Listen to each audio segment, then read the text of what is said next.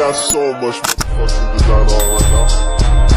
Bring it down, bring it down, make it come out. I got 3 old thoughts, I'm the block, bitches on my line, and you know. Nama saya Putri Intan Kanianosa, saya dari Program Studi Pendidikan Fisika dengan NIM 2407015.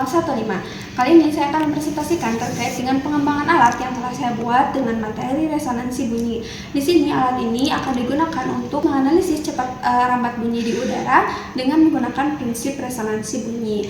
Nah, pengembangan yang telah saya lakukan adalah yang pertama, penggunaan alat-alat yang mudah ditemui dan juga dengan nilai yang cukup murah dibandingkan dengan alat-alat praktikum yang sudah jadi terkait dengan tabung resonansi. Itu tuh lebih mahal, apalagi misalnya ketika di sekolah tidak ada alat tersebut karena keterbatasan biaya, maka teman-teman bisa menggunakan alat ini untuk praktikum. Nah, selain itu juga pengembangan yang saya lakukan adalah pengintegrasian dengan menggunakan media digital, yaitu dengan adanya aplikasi frekuensi generator. Seperti ini ya teman-teman aplikasinya.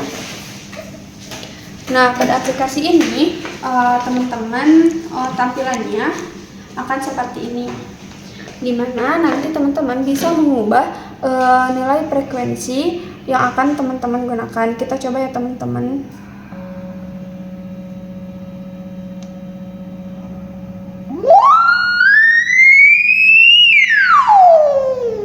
Ini teman-teman.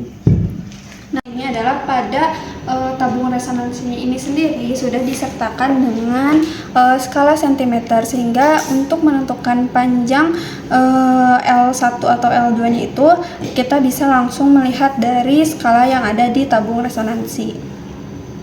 Selain itu juga praktikum ini lebih mudah dilakukan dengan memiliki fungsi yang sama gitu dengan praktikum dengan alat praktikum pada universitas-universitas atau sekolah-sekolah gitu. Mungkin kita langsung aja ke cara penggunaan alat ini. Yuk lanjut. Nah, sedangkan untuk alat-alat praktikumnya sendiri, di sini ada bahan-bahan yang sebenarnya teman-teman bisa dapatkan nih di rumah. Jadi kalau misalnya teman-teman mau ikut buat praktikum, bisa teman-teman lakukan di rumah ya, karena bahan-bahannya ini sangat banyak tersedia di rumah. Dengan yang pertama ini ada pipa bening dengan sudah diberi stiker skala cm teman-teman, boleh dilihat ya. Nah, panjangnya ini 60 cm. Lalu di sini juga ada wadah untuk menampung airnya, di mana wadah ini teman-teman bisa menggunakan toples dengan tinggi yang sekitar 30 cm ke atas, atau mungkin teman-teman juga bisa menggunakan galon, wadah galon yang sudah tidak digunakan, lalu digunting bagian atasnya sebagai proses daur ulang untuk kita gunakan menjadi alat praktikum. Nah, selanjutnya juga teman-teman bisa menggunakan aplikasi frekuensi generator teman-teman. Nah, nanti teman-teman bisa download aplikasi ini ya. Lalu setelah ini kita bisa langsung melaksanakan praktikumnya. Oke, kita mulai ke praktikumnya. Oh iya, sebelum kita mulai ke praktikumnya, aku mau jelasin sedikit terkait praktikumnya akan seperti apa sih, atau cara kerja dari alat ini seperti apa. Nah, cara kerja dari alat ini adalah yang pertama di sini ada tabung, bukan tabung maksudnya wadah gitu ya, wadah yang sudah diisi dengan air. Nah, lalu setelah itu nanti kita akan menggunakan aplikasi frekuensi generator. Nah, di aplikasi frekuensi generator ini bisa dilihat teman-teman bisa mengubah berapa frekuensi yang akan teman-teman gunakan. Seperti ini teman-teman. Nah, nanti teman-teman gunakan frekuensi ini, aku pakai di frekuensi 1250.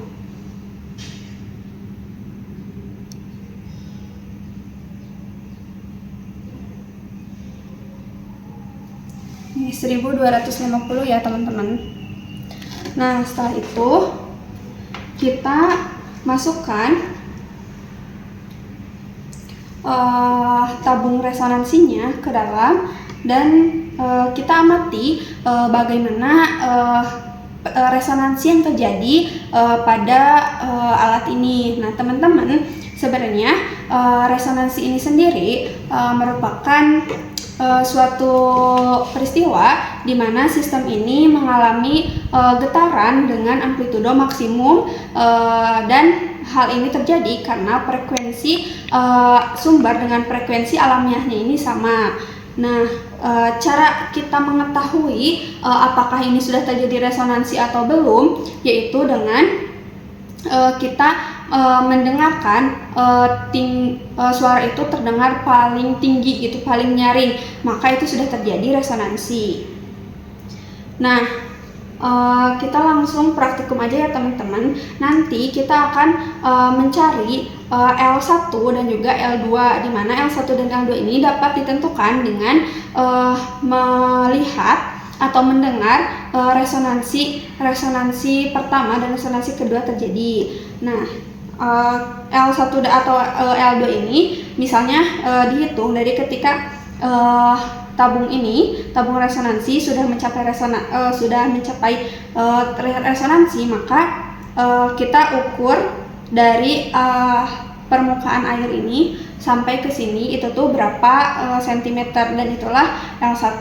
Dan kita cari juga resonansi keduanya dan kita cari L2-nya. Oke, kita langsung aja ke praktikumnya. Di sini saya menggunakan frekuensi 120-50 Hz ya teman-teman.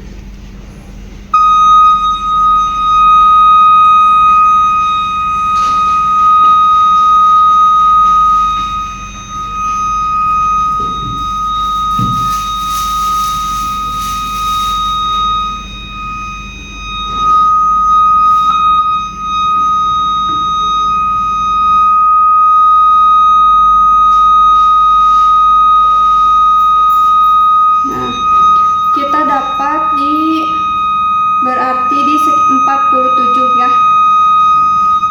Kita coba lagi.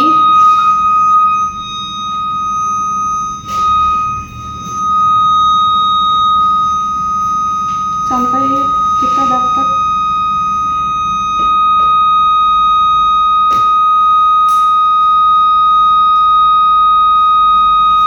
ini teman-teman. Ini di 47 cm.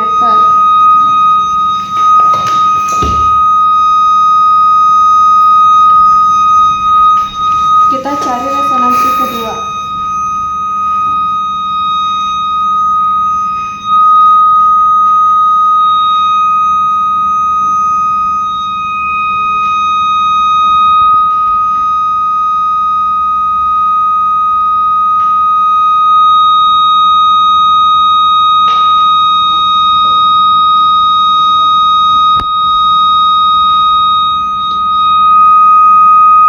Dan ini kita dapat di 33, karena kan ini atasnya 20 cm, ini ditambah 13,3, jadi kita dapat di 33 untuk L2 nya.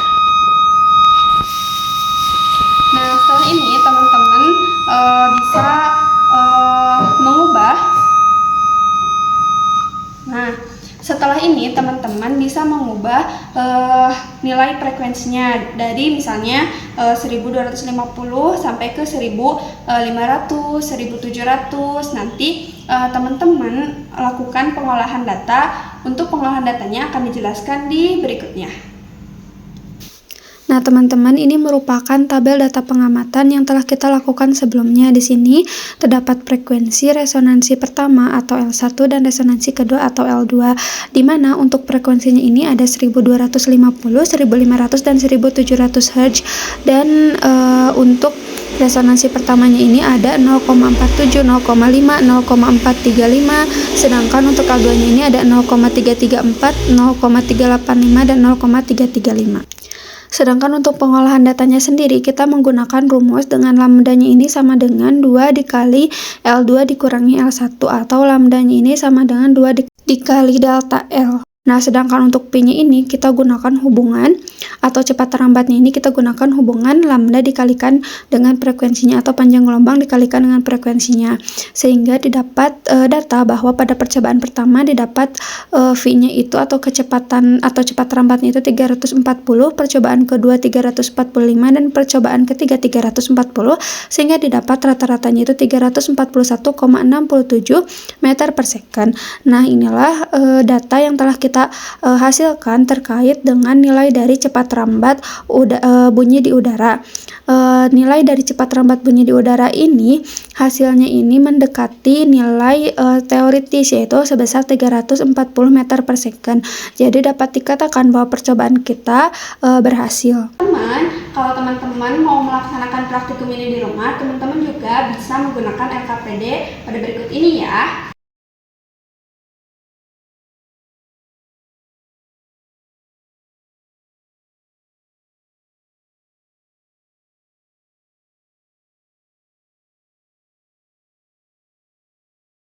Nah, LKPD ini bisa teman-teman gunakan untuk melaksanakan praktikum ini.